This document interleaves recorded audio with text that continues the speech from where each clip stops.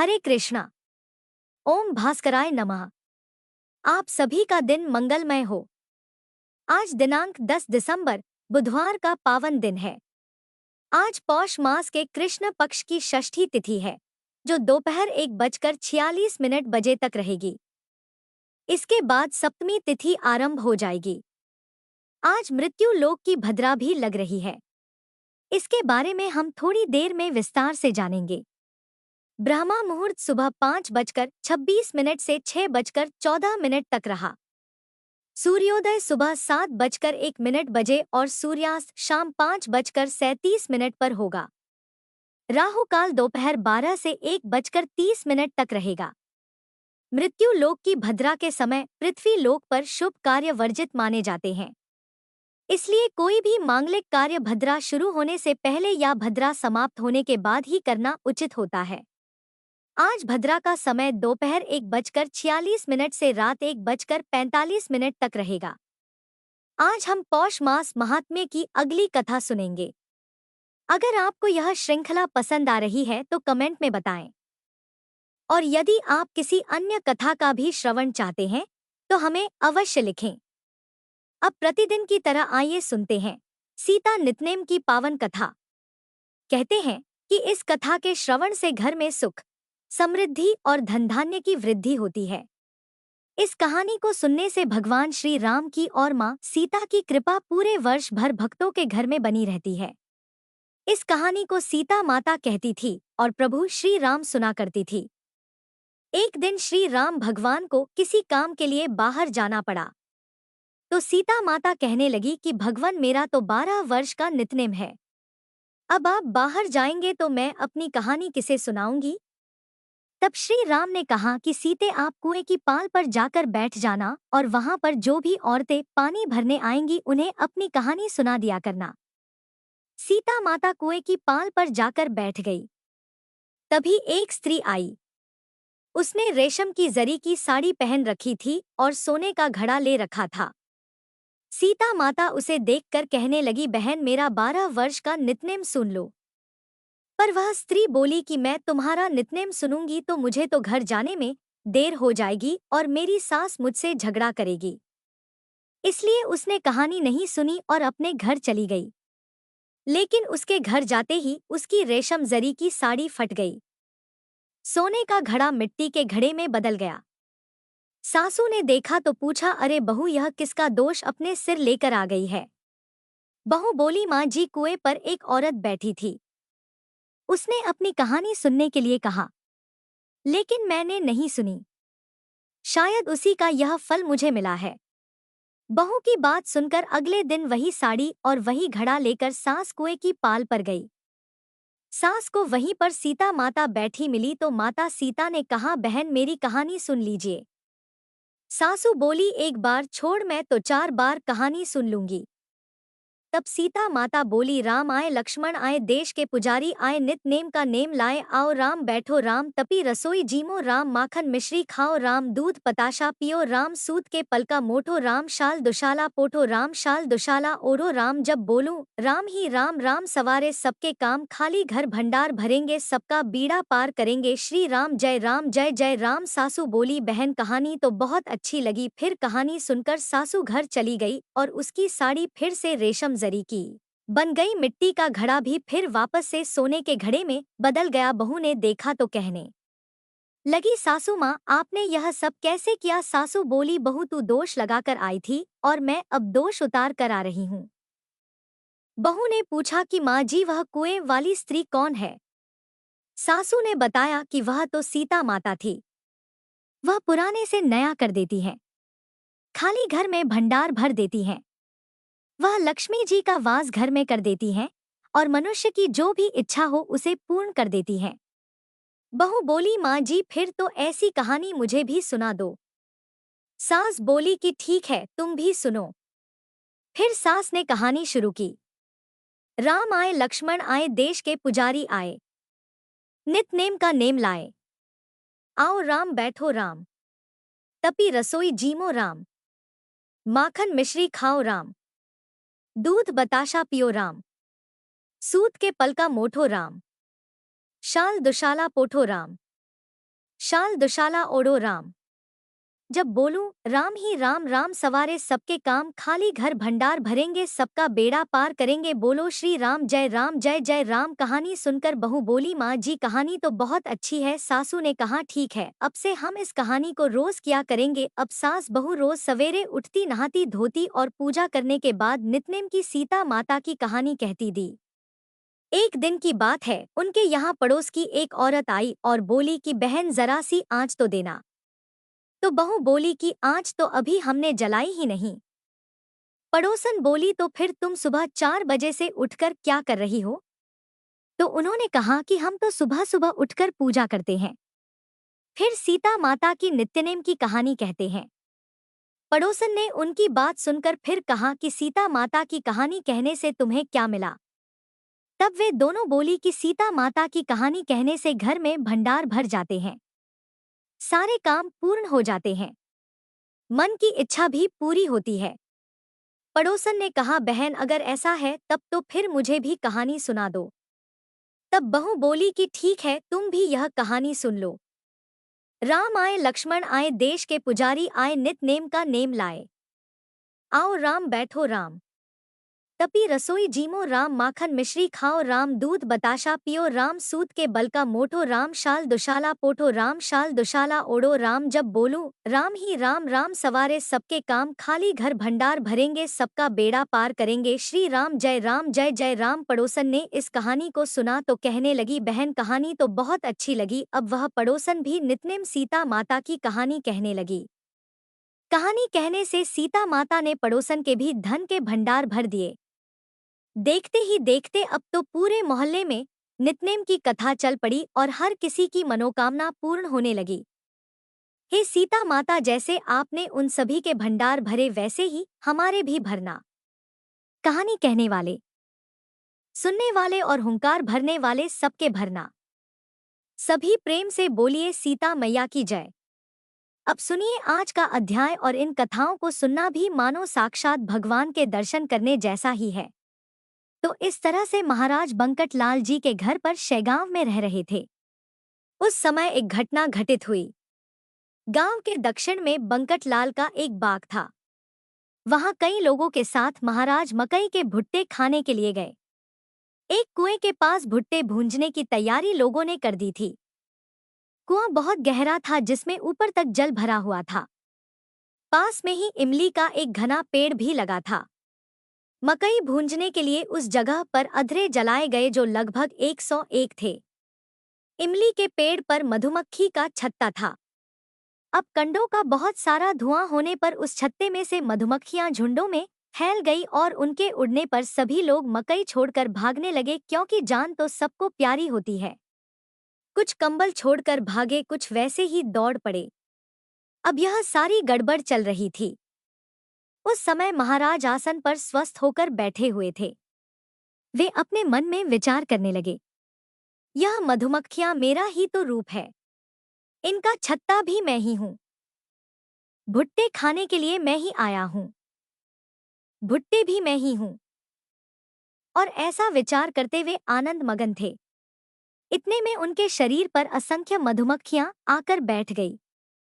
ऐसा लगता था महाराज ने मधुमक्खियों का दुशाला ही ओढ़ लिया हो। यानी उन ब्रह्मनिष्ठ की योग्यता का वर्णन कोई कर ही नहीं सकता। मधुमक्खियां महाराज जी को काटती थी, लेकिन वह उनकी परवाह ना करके निश्चल एक ही जगह पर शांत बैठे रहे। असंख्य कांटे महाराज जी के शरीर में लग गए थे। इस तरह एक पहर बीत गया। बंकट लाल बड़ा दुखी हुए।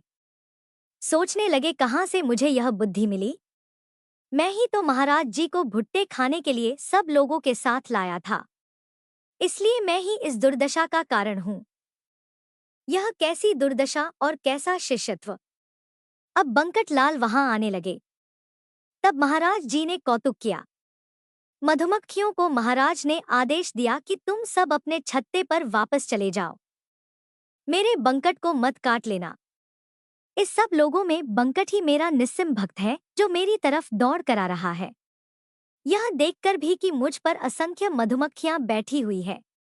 महाराज जी का आदेश पाकर वह मधुमक्खियां अपने छत्ते में चली गई। जो बंकटलाल ने अपनी आंखों से साक्षात देखा। उसको देखकर महाराज हंसकर बोले, बंकटलाल, यह भली सरबराई की मक्खियों की देखा, यह मेरे शरीर पर आते ही भोजन भक्त भाग खड़े हुए। सो बंकटलाल, यह याद रखो, संकट में केवल ईश्वर ही सहायक होता है, अन्य कोई नहीं। यह लड्डू पेड़ा बर्फी खाने के लिए तो सब आगे आगे रहते हैं, मुसीबत आने पर सब पीछा छुड़ाकर भाग जाते हैं। सो यह सब भोजन भक्त है। अब बंकटलाल ने हाथ जोड़कर मधुर वाणी में पूछा, महाराज, यह मधुमक्खियों के कांटे निकालने के लिए मैं सुनार को बुला लेता हूँ। महाराज, मैं तो महापापी हूँ जो यहाँ लाकर आपको इतना कष्ट दिया। आपके शरीर पर तो तमाम गांठें उठाई है, उसका परिहार आप मुझे बताइए। कैसे यह सब दूर होगा, कैसे आपका शरीर का कष्ट दूर होगा? सुनकर महाराज बोले, अरे इसमें क्या विशेष है, काटना तो मधुमक्खियों का स्वभाव है, उसकी मुझे कोई बाधा नहीं। यह भी तो सच्चिदानंद का ही स्वरूप है, मधुमक्खियां मेरा ही रूप है। सो पानी को पानी से बाधा भला कैसे होगी? यह सुनकर बंकटलाल ने तब भी सुनारों को बुलाया, जो चिमटे आदि लेकर आए और महाराज के शरीर के कांटे ढूंढने लगे। सो महाराज बोले, अरे इस बंध्या मैथुन से क्या लाभ, तुम्हें कांटे नहीं दिखेंगे, वह निकालने के लिए चिमटी की जरूरत नहीं, इसकी साक्षी मैं तुम्हें बताता हूँ। ऐसा कहकर महाराज ने अंतर्मुख कुंभक से वायु का अवरोध किया, जिससे सारे कांटे चुभे हुए स्थानों से बाहर निकल आए। यह योग क्रिया देखकर सभी लोग बड़े आनंदित हुए और फिर बाद में मकई के भुट्टे भूंजकर सभी ने खाए और सूर्यास्त के समय घर पर लौट आए। एक बार महाराज अपने बंधु नरसिंह जी को मिलने अकोट गए, जो भक्ति बल से भगवान विट्ठल के कंठमणि थे। अकोट गांव शेगांव के ईशान्य दिशा में 18 कोस पर है। पदंतों के कल्पतरु श्री गजानन महाराज मनोवेग से जाने को निकले। अकोट के पास एक जंगल में यह नरसिंह जी महाराज एकांत की दृष्टि से रहते थे। यह निर्जन जंगल था, जहां अश्वत्थ और रातंजन के वृक्ष थे। वहां पर अनेक जातियों की लताएं थी जो वृक्षों से लिपटी हुई थी। जमीन पर घास उगी हुई थी और जगह जगह पर सांप की बाम्बियां थी। ऐसे इस जंगल में नरसिंह जी जाकर बैठते, उनसे मिलने अचानक गजानन महाराज आ गए। संयोग समसमान का होता है, विजाति द्रव्य का नहीं। पानी पानी से ही मिलता है, अन्य द्रव्य से नहीं। अब गजानन महाराज को देखकर नरसिंह जी का मन आनंदित हो गया। वह प्रेम किसी से कहा नहीं जा सकता जो उन दोनों के बीच में था। उनमें से एक साक्षात हरि तो एक साक्षात हर, मानो एक भगवान दशरथ नंदन राम और एक वासुदेव देवकी नंदन कृष्ण, एक वशिष्ठ मुनि तो दूसरे साक्षात पराशर, एक साक्षात गंगा जी का किनारा तो दूसरा गोदावरी जी का तट, एक कोहिनूर हीरा तो दूसरा कौस्तुभ मणि, एक विनीता के पुत्र गरुड़ तो दूसरे अंजनी कुमार हनुमान। दोनों आपस में मिले और अत्यंत आनंदित होकर एक आसन पर बैठ गए। अपने अनुभवों का दोनों ने कथन किया। महाराज बोले, नरसिंह जी, आप प्रपंच में रहे, यह बड़ा अच्छा किया। मैंने योग मार्ग का अनुसरण करके उसका त्याग किया और सच्चिदानंद तत्व का विमर्श किया। इस योग की क्रिया में अनेक अघटित घटनाएं होती हैं, जिसका ज्ञान सामान्य जनों को नहीं पता होता। उन घटनाओं को छुपाने के लिए हठात मैं उन्मत्त का रूप धारण करके जंगल में विचरण करता हूँ। तत्व जानने के संसार में 3 मार्ग हैं, कर्म, भक्ति और योग। ऐसा शास्त्रकारों ने शास्त्रों में बताया है। इनका परम लक्ष्य फल एक ही है, किंतु उनका बाह्य स्वरूप अलग अलग है।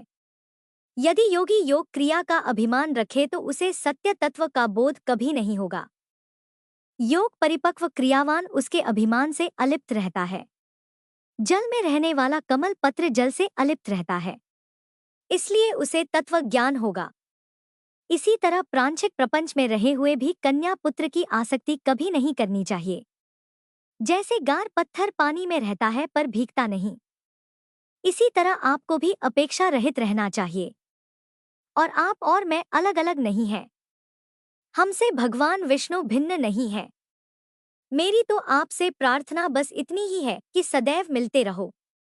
भरत नंदीग्राम में जैसे भगवान राम की राह देखकर रहते थे, वैसे ही मैं यहाँ अकोट में आपकी राह देखता रहूंगा। आपका यहाँ आना अत्यंत सुलभ है। क्योंकि सारी योग क्रियाएं आपको ज्ञात है। योग सिद्धियां आपको प्राप्त है। यह दोनों सच्चे संत थे। यहाँ सन्नति और सदाचार का निवास था। गजानन महाराज नरसिंह जी को मिलने आकोट आए हैं। यह समाचार एक चरवाहे गोपाल ने गांव में दे दिया, जिसे सुनकर गांव के लोग बड़े आनंदित हुए और नारियल लेकर जंगल की तरफ जाने लगे। परस्पर महाराज जी का आगमन बताने लगे। चलो, गंगा गोदावरी का संगम हुआ है, सो हम लोग परवणी पर संत समागम रूपी प्रयाग में स्नान करेंगे। अब इधर ऐसा हुआ कि महाराज जी नरसिंह जी अनुज्ञा लेकर वहां से चले गए, जिससे ग्राम वासियों को उनका दर्शन ही नहीं हो पाया। एक बार पुण्य राशि गजानन अमरावती गए। वहां आत्माराम भीका जी के घर ठहरे। यह आत्माराम भीका जी अमरावती प्रांत का अधिकारी था। उसकी बड़ी सत्ता थी। एक कायस्थ प्रभु जाति का था। संतों का अमित प्रेमी था। सदाचार संपन्न गृहस्थ था। इन्हीं के यहाँ महाराज जी ठहरे, सो उसने उष्णोदक से महाराज को मंगल स्नान कराया। अनेक प्रकार के उपटन लगाए। संत सत्संग के कारण उसकी चित्तवृत्तियां आह्लादित हो गई। महाराज को उमरेट काबड़ी किनार की धोती पहनाई, गले में पुष्पहार डाले, अनेक तरह का नैवेद्य भोग लगाया और दक्षिणा स्वरूप में 1 रुपया भी चढ़ाए। धूप दीप आरती यथासांग पूजन के बाद पुष्पांजलि समर्पित की। महाराज के दर्शन करने के लिए अब भक्तों की भीड़ जमा हो गई। सबकी मनोकामना महाराज को अपने घर ले जाकर यथासांग पूजन करने की हुई, लेकिन बहुत कम लोगों को ही यह भाग्य प्राप्त हो सका, क्योंकि ऐसे पुण्य पुरुष के चरण घर में पड़ने के लिए भी पूर्व जन्म के ही सुकृत चाहिए।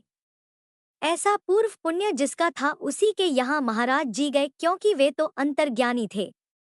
उन्हें सबके हृदय का पता था। अमरावती में गणेश श्री कृष्ण खापड़ नामक एक बड़े प्रख्यात वकील थे।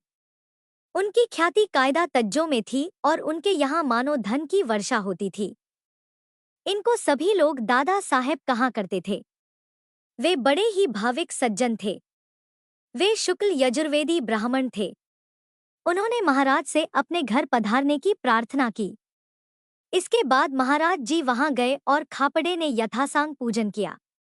गणेश अप्पा नामक एक लिंगायत बनिया भी था, जिसकी पत्नी का नाम चंद्राबाई था। वह भी बड़ी भावुक थी। उसने अपने पति से कहा, ऐसे साधु अपने घर ले जाकर ऐसे ही पूजन करना चाहिए। आप प्रार्थना करके देखिए। यह सुनकर गणेश अप्पा ने अपनी पत्नी से कहा, अरे क्यों तुम पगला गई हो? इनको घर ले जाने के लिए बड़ा वजन चाहिए। खापड़े जैसे व्यक्ति को भी बड़ा परिश्रम करना पड़ा। सो भला हम किस झाड़ की पत्ती हैं? तब चंद्राबाई ने पति से कहा, नाथ, आपका कहना मुझे ठीक नहीं लगता। मेरा मन कहता है कि अवश्य हमारे यहाँ महाराज जी पधारेंगे। साधुजन निर्धनों पर, दीनों पर अधिक प्रेम करते हैं। इनके चरण से हमारा घर न केवल पवित्र होगा, बल्कि हम लोग कृतार्थ भी हो जाएंगे। आप बस प्रार्थना करके तो देखिए। किंतु अप्पा का धैर्य नहीं होता था कि वह महाराज से अपने घर पधारने की प्रार्थना करें। इसलिए श्री गजानन महाराज ने स्वयं उनकी मनोदशा जानकर, उनके अंतर्मन की बात जानकर, उनका हाथ पकड़कर उससे पूछा, अरे तुम्हारा घर कितनी दूर है बताओ तो, आज तुम्हारे घर चलकर थोड़ी देर बैठने की इच्छा हो रही है। अरे अकारण भय क्यों करते हो? मन में जो संकल्प होता है उसे निसंकोच, किसी का भय ना रखकर स्पष्ट करना चाहिए।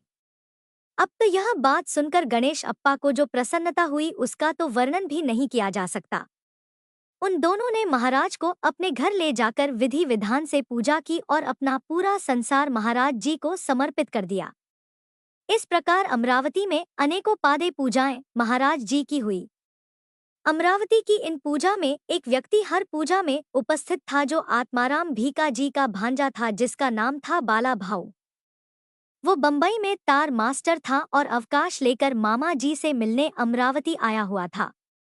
उस समय महाराज जी भी वहां थे और वह महाराज जी की ओर इतना आकर्षित हो गया कि अब इन साधु चरणों को छोड़कर कहीं नहीं जाना उसको ऐसा लगता था। यह प्रपंच अशाश्वत है, इसमें इतने दिन रहा यही बहुत है। आज से अब मैं यह चरण कभी नहीं छोड़ूंगा। क्या भला कोई अमृत छोड़कर विष का सेवन कर सकता है? और यही कारण था कि वह हर पूजा में हमेशा उपस्थित रहा। कुछ दिनों के बाद महाराज जी शेगांव आ गए और मल्ले में ना जाकर मोटे शिव मंदिर में ठहरे। उस मंदिर में पूरब की ओर एक जगह थी। महाराज वहीं बैठे। कृष्ण जी पाटिल को महाराज के आने का समाचार मिला और यह भी पता चला कि महाराज मंदिर में ठहरे हैं, मल्ले में नहीं गए। सो वह दौड़कर महाराज के पास आया और दंडवत प्रणाम करके मुंह लटका कर महाराज जी के सामने बैठ गया। उसकी आंखों से लगातार आंसू बह रहे थे, जिससे उसके वक्षस्थल का कपड़ा तक भीग गया था। महाराज ने उससे पूछा, अरे रे, क्या कर रहे हो? तुम्हें किसका शौक है? तब उसने उत्तर दिया, महाराज, मुझसे ऐसा कौन सा अक्षम्य अपराध हो गया जिससे आपने मल्ले को छोड़ा? भगवान, यह देशमुख लोगों के पास की जगह है और एक माली के ताबे में है। आप यहाँ मत रहिए। यदि मल्ले में रहने की आपकी इच्छा नहीं है तो मैं अपना निवास आपके लिए खाली कर देता हूँ। आप वहां जाकर ठहरिए। हे दयाधान, आपसे ज्यादा मुझे प्रिय वस्तु कुछ भी नहीं है। यह वर्तमान सुनकर हरि पाटिल और नारायण पाटिल भी वहां आ गए और महाराज जी को अपने घर आने की प्रार्थना करने लगे। इस पर महाराज जी ने उत्तर दिया, अरे, मैं जो यहाँ आकर बैठा हूँ वह तुम लोगों के हित के लिए है। यह बाद में पता चलेगा, इसलिए अभी कोई विवाद मत करो। तुम लोगों का जो वाद है मैं उसे दूर करूंगा। यह मत भूलो, जगत में जितने धनी और जमींदार होते हैं वह कभी आगे पीछे का विचार नहीं करते। यही तो उनकी कमी है। जाओ, जाकर बंकट लाल को ढूंढ कर लाओ और उससे पूछो कि जब मैंने उसका घर छोड़ा तो वह क्रोधित नहीं हुआ। मेरी तुम सब पर कृपा है, वह कभी विचलित नहीं होगी। इतने में बंकट लाल भी वहां आ पहुंचे और उसने उन पाटिलों को समझाया कि महाराज की इच्छा के विरुद्ध उन्हें मल्ले में मत लेकर जाओ। यह हम सबके लिए समदर्शी हैं। हम लोग इनके बालक हैं। यह जगह सखाराम आसोलकर की है। वह बड़ा उदार मन का है, सो यह जगह देने से वह ना नहीं करेगा। इस तरह सब सहमत हो गए और सान लोगों ने मिलकर उस जगह मठ का निर्माण करवा दिया, जिससे परशुराम सावजी नामक व्यक्ति ने विशेष परिश्रम किया। समर्थ के साथ 4 एकनिष्ठ भक्त थे। वे थे भास्कर, बाला भाऊ, पीतांबर और अमरावती के गणेशप्पा। साथ में वहां का रामचंद्र गुरव भी रहता था। इस प्रकार इन 5 पांडवों के मध्य श्री गजानन भगवान श्री कृष्ण के समान सुशोभित हो रहे थे। बाला भव की वृत्ति अत्यंत विरक्त हो गई थी। उसने नौकरी की कोई परवाह नहीं की। उसी तरह उसे घर आने के लिए बार बार पत्र भी आते थे, लेकिन वह अपने निर्णय पर बिल्कुल अड़िग था। मन से उसका परिणाम नहीं होता था। एक बार भास्कर ने महाराज जी को कहा, गुरुदेव, यह बाल भाऊ पेड़े खाने को चटक गया है, इसीलिए तो आपका साथ नहीं छोड़ना चाहता। इसको आप लाड ना करिए। अगर आप लाड नहीं करेंगे तो यह घर चला जाएगा। बंदर लकड़ी के बगैर सीधा नहीं होता। बड़े बड़े पहाड़ वज्र से डरते हैं। एक बार बाला भाऊ को जबरदस्ती भेज दिया तो वह सेवा का त्याग करके फिर महाराज जी के पास पहुंच गया। जैसे हरे चारे को बैल मारने पर भी दौड़ता है, तू ऐसे ही चटक गया है। जिसकी पूर्ण विरक्ति हो गई है उसने ही यहीं रहना है। ऐसा सुनकर फिर महाराज जी ने एक काम किया जो भास्कर का अज्ञान नष्ट करने के लिए उन्होंने किया था। एक व्यक्ति के हाथ में एक बड़ी छड़ी थी। उसी को लेकर गजानन महाराज बाला भाऊ को पीटने लगे। यह देखकर बाकी लोग मठ छोड़कर भाग खड़े हुए, किंतु बाला भाऊ महाराज के सामने ऐसे ही पड़ा रहा। लोगों ने सोचा इस प्रकार मार से शायद वह मर गया होगा। भास्कर भी बड़ा चिंतित हो गया, लेकिन बालाब की मार देखकर उसका साहस महाराज जी के सामने आने का नहीं हुआ। मारते मारते वह लकड़ी भी टूट गई। तब थककर महाराज पैरों से उसे रौंदने लगे। मठ में यह प्रसंग चल रहा था। तब शिष्यगण दौड़कर महाराज के प्रिय लोगों को बुलाने के लिए गए। सुनकर बंकट लाल कृष्णा जी दौड़कर मठ में आए, किंतु महाराज को रोकने की उन किसी में हिम्मत नहीं थी। अब डरते डरते बंकट लाल ने ही कहा, भगवान यह तो आपका भक्त है, अब बहुत हो गया, इस पर कृपा करिए। यह सुनकर महाराज हंसकर बोले, अरे मैंने इसको नहीं मारा है, जरा ठीक से देखो तो तुम लोग, तब तुम्हें समझ में आएगा। फिर बालाभाव से बोले, वत्स उठो और जरा इन्हें अपना शरीर तो दिखाओ। ऐसी आज्ञा सुनकर बालाभाव तुरंत उठकर खड़ा हो गया और सभी लोग उसका शरीर देखने लगे कि इतनी मार पड़ने के बाद उसके शरीर में तो लकड़ी की मार के जरूर निशान पड़ गए होंगे। किंतु आश्चर्य की बात यह थी कि कहीं भी उसके शरीर पर चोट नहीं लगी थी, बल्कि पहले की तरह ही उसका शरीर था। वह पहले जैसा ही प्रसन्न था। विशेषज्ञ भास्कर बड़ा लज्जित हुआ और उसे बालाभाव की योग्यता का ज्ञान हो गया। इसके बाद उसने बालाभाव को कभी कुछ नहीं कहा। सोने को जब कसौटी पर कसा जाता है तभी तो उसका वास्तविक मूल्य पता लगता है। बालापुर में सुखलाल अग्रवाल नाम के एक व्यक्ति रहा करते थे। उनके यहाँ पर एक बड़ी उदंड गाय थी। वो गांव गांव में घूमती, आदमी और बच्चों को रौंद देती, सशक्त पुरुषों को सींग से उछालती, किसी भी दुकान में घुसकर अनाज में मुंह डाल लेती और भर पेट खाकर बचा हुआ अनाज बिखेर देती। तेल और घी के डिब्बे धक्का देकर सींगों से टक्कर मारकर गिरा देती। रस्सियों से बांध कर रखने पर वह रस्सियां तोड़ कर चल पड़ती। इतना ही नहीं, साकल भी उसके सामने टिक नहीं पाती थी। वो गाय नहीं बल्कि बाघिन थी, बाघिन। जिस गाय से बालापुर के सारे लोग त्रस्त हो गए थे। ना तो गाभिन रहती ना भी आती थी। लोग सुखलाल से कहते कि या तो उसको कसाई को बेच दो या फिर खुद गोली से मार डालो। तब अग्रवाल उनसे कहता, भाई मुझसे तो यह नहीं होगा, अब आप लोग ही मार डालिए। एक पठान उसको मारने के लिए एक दिन बंदूक लेकर बैठा था, लेकिन उस गाय को जाने कैसे पता लगा। अब गाय को पता लगा या नहीं, लेकिन उसने उस पठान को अपने सींग से उछालकर चित्त कर दिया। मैंने तो इसको दूसरे गांव में भी ले जाकर छोड़ दिया, लेकिन फिर भी यह यहाँ चली आई। अब आप लोग बताइए मैं क्या करूं इस गाय का। ऐसा सुनकर लोगों ने उससे कहा कि आपको एक उपाय बताते हैं, आप इसे लेकर शेगाम में गजानन महाराज जी को अर्पण कर दो। महाराज जी ने ऐसा है गोविंद बुआ का दंड घोड़ा ठीक किया था, जिसमें 2 गुना लाभ होगा। एक तो साधु को गौ दान का पुण्य, दूसरा हम लोगों को इस गाय की पीड़ा से भी छुटकारा मिल जाएगा। अब यह बात सबको अच्छी लगी और गांव को शेगांव में गजानन महाराज जी के पास ले जाने का निर्णय किया गया। किंतु उसको पकड़े कौन? उसको पकड़कर बांधने के तो सारे प्रयास असफल हो गए। जाने कितने लोग उस गाय को पकड़ने के लिए दौड़े, लेकिन गाय सभी को सींग मार मार कर दूर भगा देती। रस्सी से बांधने की कोशिश की गई तो रस्सियां तोड़कर भाग जाती। आखिरकार एक मैदान में हरियाली और सरकी रखी गई, जो खाने के लिए वह गाय दौड़कर वहां आई। अब जैसे ही गाय वहां आई तो उसे फांसा डालकर बांध दिया। 10-20 लोगों ने पकड़कर गाय के गले में साकल डाल दी। फिर एक गाड़ी पर चढ़ाकर उसे गजानन महाराज जी को देने को शेरगांव लाया गया। जैसे जैसे शेरगांव नजदीक आता गया, वैसे वैसे गाय के स्वभाव में भी फर्क पड़ता गया। समर्थ के सामने आते ही गाय तो दीन हो गई, उसकी सारी क्रूरता जाती रही। अब महाराज जी को देखते ही उस गाय की आंखों से अश्रुधारा बहने लगी।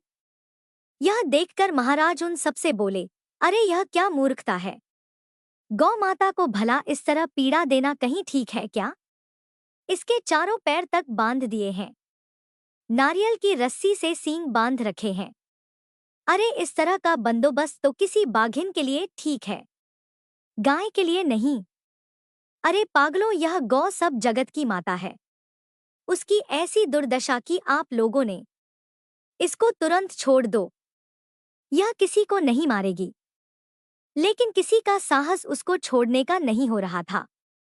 जो भी सामने आता वह उसे देखकर पीछे हट जाता, क्योंकि गाय ने पहले कुछ उत्पात ही ऐसा मचा रखा था। तब जब महाराज जी ने देखा कि कोई भी आगे बढ़कर गाय की साल खोलने के लिए तैयार नहीं है तो महाराज जी ने स्वयं आगे बढ़कर गौ के बंधन तोड़ दिए और बंधन टूटते ही गाय स्वयं गाड़ी से नीचे आई और अगले दोनों पैर जोड़कर वंदन किया।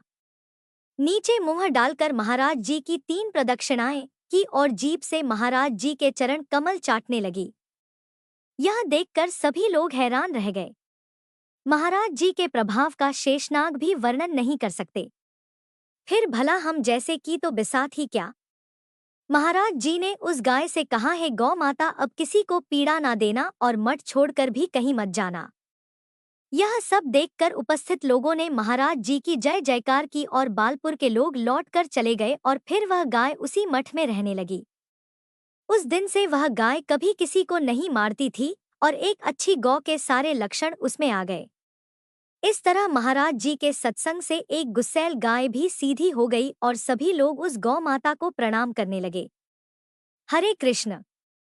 आज का संपूर्ण वर्णन यहीं समाप्त होता है। शेष कथा का आनंद आप कल के पावन अध्याय में लीजिएगा।